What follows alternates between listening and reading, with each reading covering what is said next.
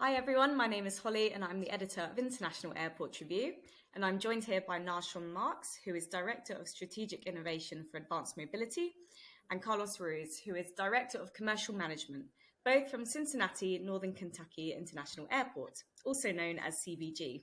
So Naashom and Calos, thank you so much for joining me today. Holly, thank you so much for having us. It's a pleasure, and we always appreciate the work that Airport Review does for CVG and helping us tell our story. So I've been with the airport for about 4 years now.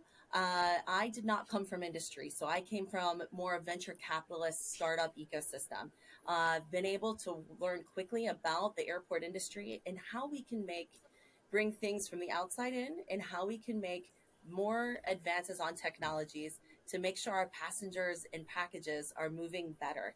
And by doing that, we also love to work with our partners. So today I have my colleague Carlos, who I'd like to let him introduce himself. No, thanks for having us here, Holly. Excited to be here, part of this conversation.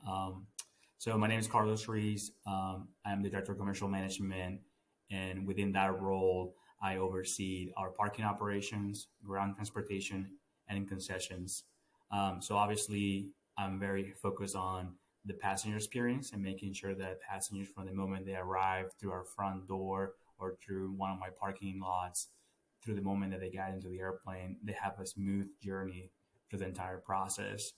And excited to be at CVG with an airport that really focuses on innovation and is not afraid to go outside the norm. So for me, having Naashom and her team, very excited for when I have a challenge or a problem to solve, how do we tackle it with technology and go to them for solutions and ideas. Great, thank you so much. Now, CVG features a lot in our magazine and International Airport Review for the cutting edge technology that you are using. So can you share a little bit more about your technology strategy with us? Sure, I'd be happy to. One of the key things that I think differentiates CVG and really the way that we look at innovation is the fact that we look at a variety of partnerships. So we are looking at venture building and creating new things for the airport environment. But we do that not only by internally creating something, but by partnering with startups, partnering with universities, as well as large corporations, and then always keeping that government and regulatory side in mind, if not closely partnered as well. So that really helps us move forward on our key pillars for innovation, which we have 4 key pillars that we look at. So transport, how do we move things in alternative ways? What is that next generation robotics automation, which we've done a lot of work on. It also goes into some of the work that we do with Carlos with parking garage guidance systems. We also look at clean, which is how do we mitigate our carbon footprint, something that European airports are doing really well and American airports are coming along fast and furious. And then also connect, how do we bring in a different amount of IoT that allows for our employees to do their jobs in a smarter way, making that journey for those passengers better. And then last but not least, secure. So how do we look at cybersecurity? How do we look at our perimeter? And what are those bleeding edge technologies that we should be testing and creating for the future of airports as well as CVG? But we really want our work to be for airports in general. You mentioned some very cool technology there, so I'm excited to get stuck into that. But my second question for you is, with so much innovation and new way of doing things, you must collaborate often with others at your airport. Can you tell us a bit more about the work you're doing with the commercial management team, for example, and why? Obviously, like Carlos said at the entry, it is the front door. It is our passengers. They touch every part of the passenger journey. And we know that if we are able to make a good passenger journey, they are going to be that much happier to go on those flights. And our carriers will be that much appreciative and hopefully long-term partners with us. So it is very important. And actually, our team stemmed out of customer experience. So our chief innovation officer really customer experiences within our division, if you would say. And being able to work with commercial management while they're out looking at parking garage, food concessions, as well as other types of revenue generating streams within the airport that still make that customer happy is just key. It's crucial. So we've had everything from, we are working on a parking guidance system and how do we ensure that parking experience is good. But one that I'm really excited about is delivery to your gate, and how do we allow concessions to go further. So Carlos, I don't know if you want to share a little bit. I know you're still, how many weeks at CVG? So I think this is month 3, so still fairly new, but obviously hitting the ground running on some of the projects that we have going on. So to what Naashom, kind of to elaborate a little bit on Naashom, so it's great to have the partnership within the airport itself, where we have departments that focus on innovation, and my department obviously focus on commercial management and how do we look to monetize the passenger journey. So obviously my goal is to make sure that we provide the customers with the essential services, and how do we differentiate ourselves from our competitors nearby on those services, but then also how do we increase our revenue, our non-aeronautical revenue from those services. So obviously leveraging what Naashom and her team are doing. So obviously one of the projects is autonomy, and basically autonomous robots delivery to the gate. So providing customers the ability that they could be at their gate of their choice, right, for the departure flight, sit down and order whether it's retail items or food and beverage items, and get delivered all the way to the gate.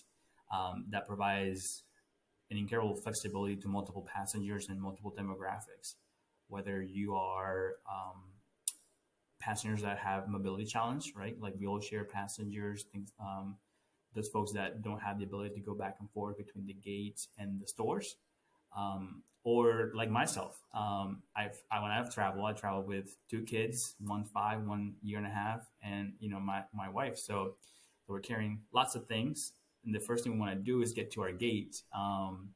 So we call ourselves gate huggers, just because we want to get to the gate, put our stuff down. And so having the ability to go into a device and go to a web app and order the things that we want to eat or buy, and they get delivered to a gate, is a convenience thing. But as well is a really neat tool to have, just because it gets a lot of eyes. So their autonomy is kind of walking, moving around the terminal. So you see a lot of passengers engaging with it, taking pictures. So it really becomes kind of a marketing tool as well that we can leverage in a different way. So absolutely, it must be great for the gram. Yes, lots of selfies out there. I think as well, it really solves this whole, I think it was a new passenger behavior that came out of the pandemic, where people they were afraid of the queues that they might experience. So they would literally race through security, through duty free, straight to their gate, and be a gate hugger, like you yourself said that you were, Carlos. So I guess this is a way that you can kind of solve that issue and get passengers to still spend money. Yeah, but it also, in addition to that, you have the people that are just curious, right? They see the robot walking around, they see the website attached to it, and it's kind of your impulse buyers. You go into the app and you're like, well, I just want to see what it's like. I'm just going to order something, even though I don't really need it, but I want it. And I want to see what it's like to experience that process and have that experience of deliver things to your gate by a robot. So it also puts the products on customers' eyes, right? So you go to the web app, and you're kind of going through and scrolling down, looking at all the things you can buy. So it gives an opportunity for our retailers and our concessions to provide another additional sales that they might have not captured before. I was just going to say, how long does it take between ordering and for the robot to arrive at your gate? Say, for example, if you had a gate that was the furthest the furthest distance away. So go ahead, Naashom. I think you might want to answer this one. So there's a little human. This is something that has been really great working with autonomy. And you have to imagine, we brought them in the height of pandemic. We had been looking at autonomous food delivery or solutions, lockers, different solutions for the gate huggers, all the demographics that Carlos just talked about, spot on. And we're trying to understand what would be useful. And we looked with a lot of different robotics companies, and we looked at a lot of different solutions. And it's very difficult to navigate indoors. Autonomy, their founders came from warehouse robotics, so they're able to navigate indoors without having to put identifiers or things around the airport. They're able to create a digital twin and navigate. So really, if there is ideal scenario, if the order comes into the concession and the concessionaire puts the order in right away, so there is that human error opportunity there, and then for it to travel even during a busy, going from the concessions that's furthest away to our furthest gate, even during a busy time, so it has to navigate people, or sometimes you get the kid who wants it to act like they're Darth Vader and stop the robot. So even all of those interactions, it's only about 7 minutes. So it is pretty fast. The robot can navigate different types of glares. Since it creates a digital twin, we don't have to worry about it going into other areas that it shouldn't go. And it can go to different gates. We don't have it where it goes to find Carlos or Holly. We have it where because we all know in airports, gate holds, they get a little congested. There are people laying on the ground. There's baggage. But we want it to stop so that I can sit with my kids or my family and I can easily get to the robot and keep my luggage. So I don't have to move all of my goods or my family, but I can still go get my item from the robot. And another thing that's been really good with autonomy, as you're talking about those different demographics, is they have their first robot is here. And they have now, after all of the learnings from the past year that they've been doing this test and research, they now have a new their version 2 coming out, where it is even more friendly for accessibility for children. They've taken all of the different learnings from our campus to be able to go, okay, this was confusing. So you have the techie person who's using the robot, and they might know right away, oh, that's a camera. This is where I scan. But maybe a non-technical person is like, where do I scan my web browser that I'm supposed to get my order? So it's been fun to watch them grow and develop as a company as well. It sounds like you really collaborate often on new ways of doing business. So can you share some other examples with us? Sure. So whether it is IoT, and we're working with, actually, we venture built a company called Ease, and that is a way to for airport operations. And it's been great to bring in different IoT and technology. We partnered with a local development company to really create that business. And now since have brought it to light, and other airports are starting to use it, as well as bringing different fuzzy AI and different technology and accoutrements to that. We have partnered with a local company that is creating a bespoke parking guidance system light. So that is one that we have that is getting installed. Autonomy has been a great partnership, and really bringing them into the airport environment and really bringing them into those consumer area. Really excited to work with them. So we've worked locally with universities as well as internationally with different partners. Each one is a little different. So, I actually don't like saying seen one airport, but scene one project is probably the same thing. There's no cookie cutter. This is the template of how you do things. So it really does take some creativity from our team, from our risk team, from our procurement team, and from our legal team on what those partnerships look like, who owns what IP, what is, what kind of opportunities are there in there. So it's, I would love to bring forward all of our different great companies to be able to share more about. I think we've also shared some B-roll about autonomy as well. Yeah, so one of my favorite things about being here at CVG is that everything's on the table. So we start every project, every conversation with everything's on the table, and then we go from there. So obviously we want to grow in this environment. So working with Naashom teams on how do we grow the offerings that autonomy has, how do we grow into other spaces where we can create that synergy between the moment the customer arrives to the airport to the moment they depart, and what technologies are available, as well as the other technology that might be available to ease the operations of the concessions team. So my concessions team, sometimes we feel like we are micromanaging or assuring that our vendors and our partners are meeting their contractual obligations. So are there technologies out there that we can implement that kind of ease that process and make sure that it's very transparent process between both partners? So like we see what they see, and creates more of an equal partnership rather than being what I'm trying to change is I don't want to be somebody's landlord, and they just pay me rent and we move on. I want to create that partnership. How do we create a win-win situation for both parties? Because at the end of the day, we're serving a mutual customer, right? So my passenger's experience is going to impact how they feel about CVG in general, whether they go to store A or store B. So overall, is our mutual customer. So we want to make sure the mutual customer at the end of the day is satisfied. So now you mentioned parking guidance. For anyone that doesn't know what that is, could you just say a few words and explain what that is? Yeah. So the most common parking guidance systems out there is, you arrive to the garage and it will tell you the available spaces in that level. And sometimes it will be as basic as telling you when you arrived, there will be a sign in the front entrance telling you all the different levels and how many spaces per level there are, to very specific.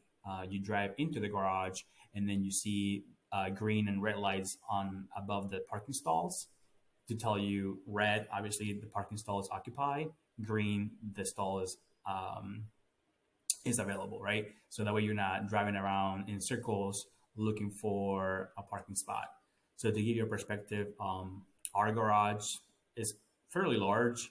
So we have a 6,500 spaces garage. So, and it gets to 95% occupancy rates. So trying to find, those last few hundred spaces in that facility, it could be a little bit cumbersome. And not a good experience. So we're trying to figure out which technologies can we put in the garage, and working with Naashom's team as to a guidance system that, again, to her point, is not cookie cutter. How can we make it better? How can we make it more efficient? How can we make it a better experience and not just grab something off the street and install it in the garage? So that's kind of what we're envisioning.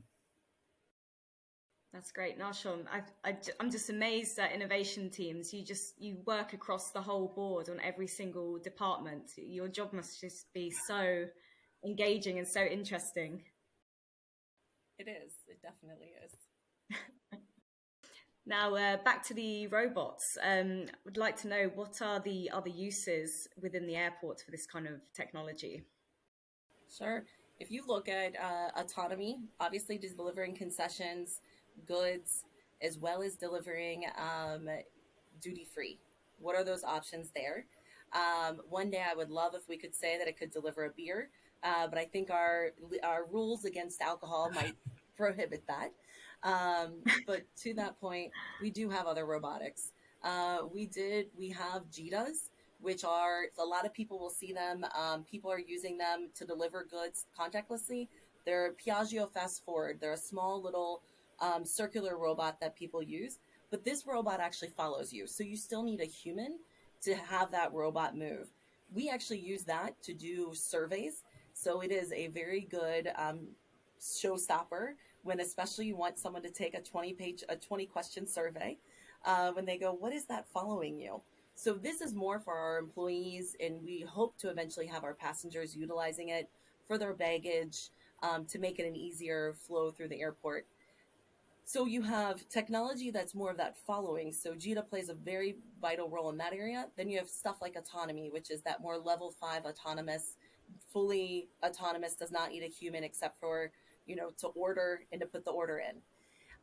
We also have autonomous floor scrubbers. So AvidBots has been great to work with. They've been cleaning our floors, scrubbing our floors since 2019 autonomously, and we've purchased now another one.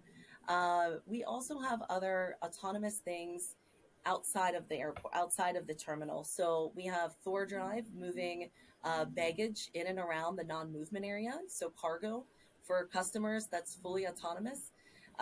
We also are looking at what are those other types of automation that we can do to make the airfield more effective. And not because we're trying to replace people, but it's that revolution of how do I upskill employees and not take away their day-to-day job. We still have plenty of employees. We're always hiring. But how do we allow them to do more? I often joke I could use an abacus or I can use Excel. What are those tools that will allow our employees to be able to not have a skilled labor going back and forth on a lawnmower or on a tug or scrubbing the floor, but having them focus elsewhere and having robotics and technology doing that mundane or that milk run type job. Absolutely. So they can focus on more high value tasks.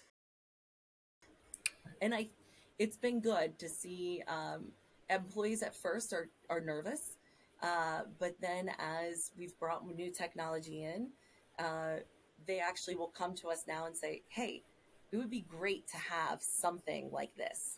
Is there a company that does X? So it's been really good. So how many robots are actually on the payroll at CVG Airport then?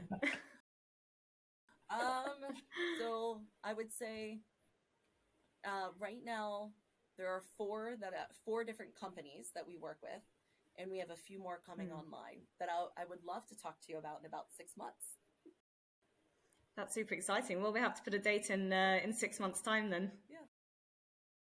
It is very interesting to watch, and it is, I think, a lot of this, when we start talking about different technologies and start talking about autonomous vehicles and advanced air mobility, all of these little robots and all of these things doing stuff help people understand that technology is not scary, and that it can be a useful tool.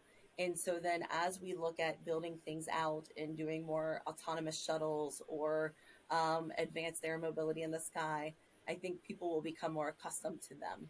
Now, I said I'm fascinated by airport innovation, so I'd love to know what is the most interesting problem that you're working on at the moment.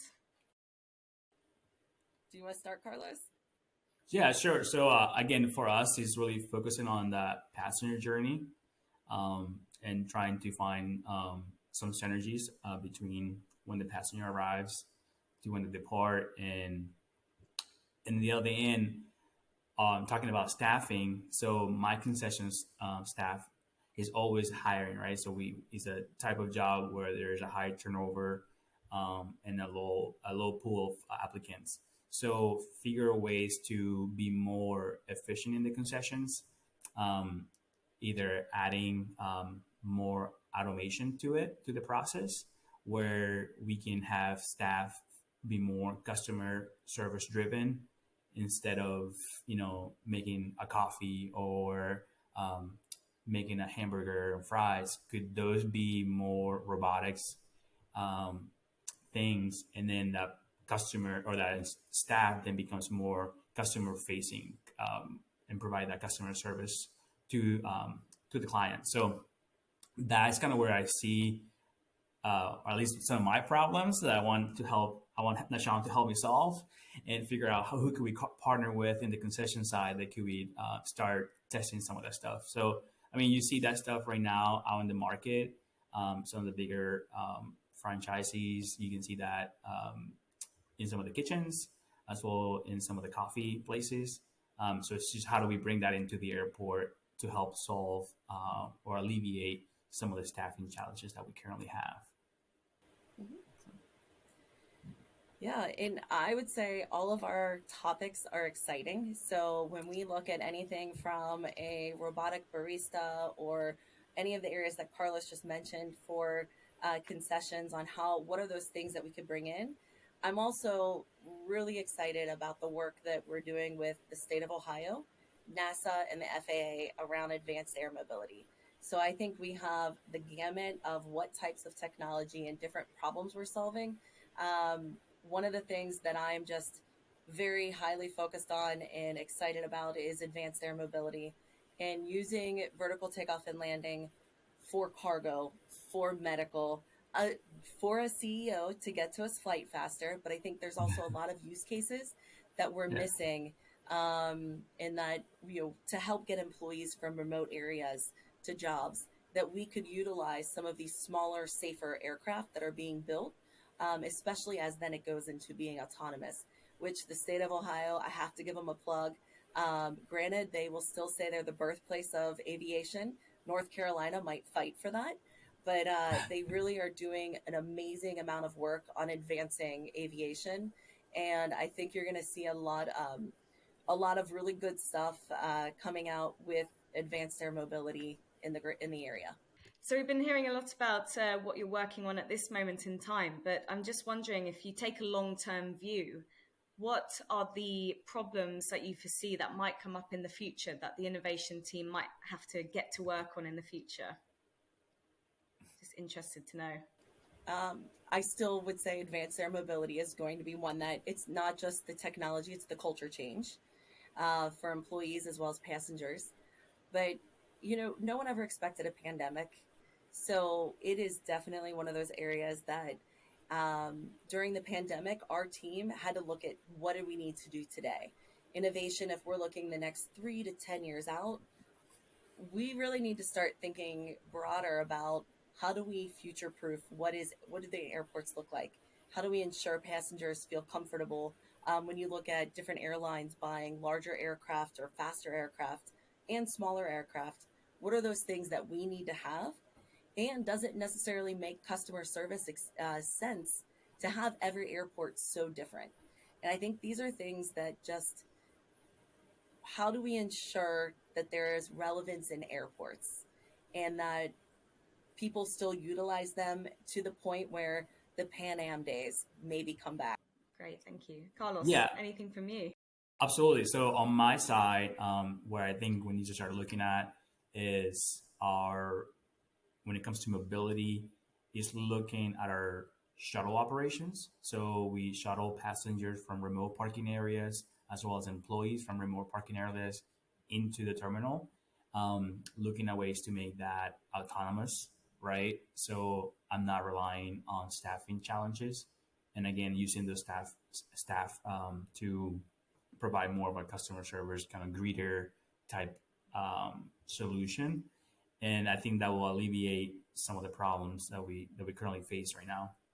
So that will hopefully provide a reliable service to our customers as well as to our employee base, and a service that is continuous 24/7 operations, right? So right now we operate 24/7 shuttle operations for our parking lots, and that is just a very challenging operation with the current staffing situation that we have experiencing after COVID. So now, I guess the industry has spoken a lot about this new era of post-pandemic travel and the new passenger expectations. But I'm just wondering, what are the trends that you have noticed within your own passengers passing through CVG? Is there anything that jumps out at you in particular, or are they just the same? We have definitely changed from, you used to see a lot of business travelers, and you still see some sprinkled in, but the leisure traveler is flying like no tomorrow. I mean, They've come back with a yes, vengeance. I think that is an interesting one because you also fly differently when you're a leisure traveler than a business traveler. You show up earlier, you bring family and luggage, but honestly, I've been impressed at the levels that you see. So you see people with the masks and the glasses. You see people who the pandemic never happened. You see everyone. I think that's something that has been interesting. So you still have to figure out how you fit.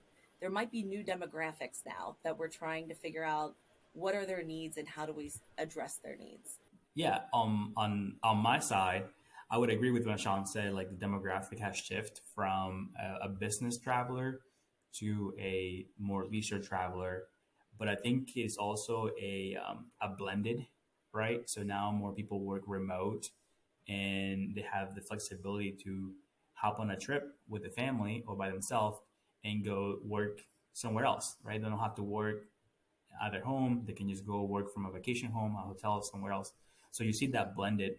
And the way that we experience it from a parking side, typically your business travelers were the ones using your valet products or your parking garage because of the cost and the proximity to the airport.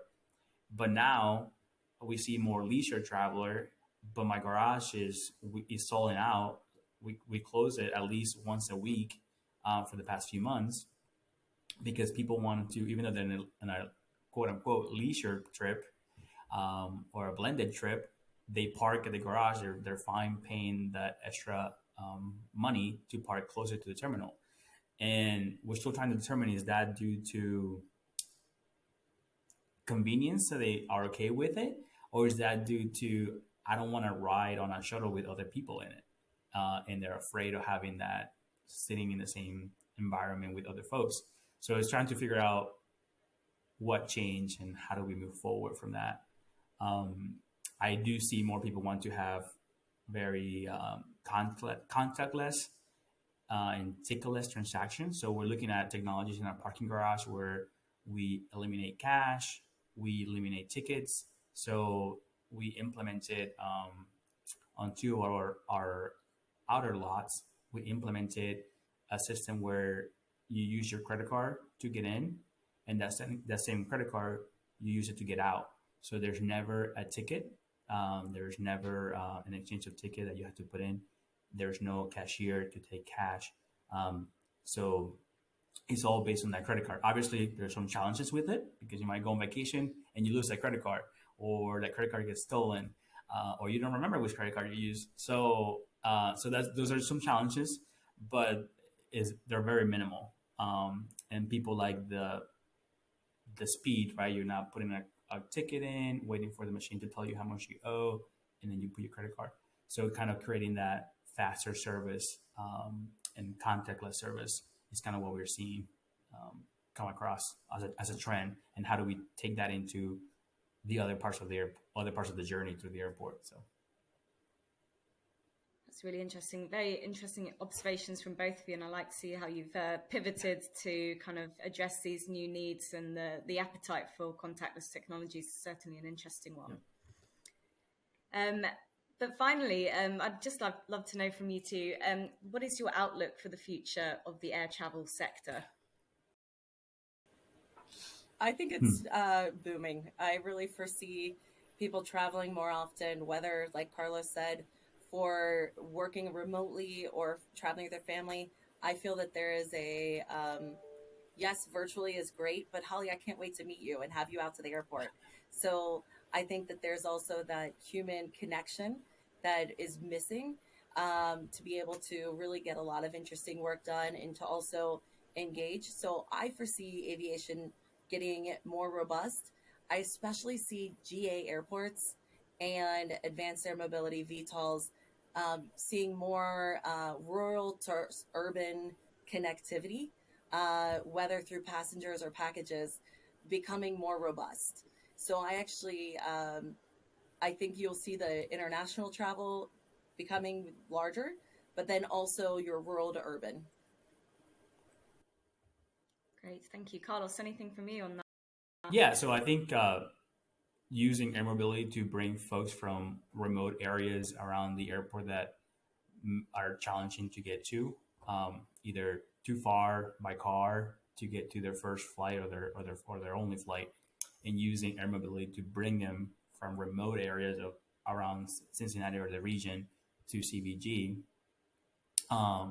So that I see that tapping into another sector of passengers that we haven't tapped before.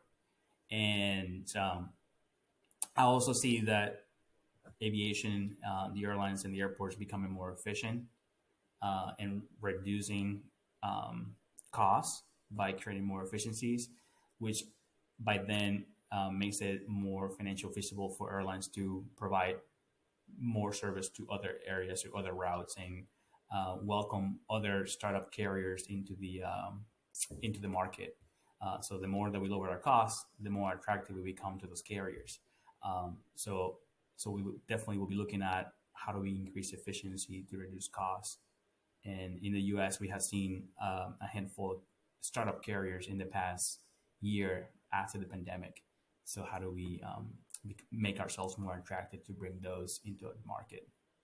Thank you so much, Naashom and Calos, for your time today. It's been really interesting hearing about your airport's innovation and your technology strategy, and also hearing your thoughts on the future of air travel. But all that's left to say is I hope to travel through your airport someday soon and experience it all for myself. Welcome that. Absolutely. You can hop over to Paris and take the Paris nonstop to CVG. Fantastic. Thank you.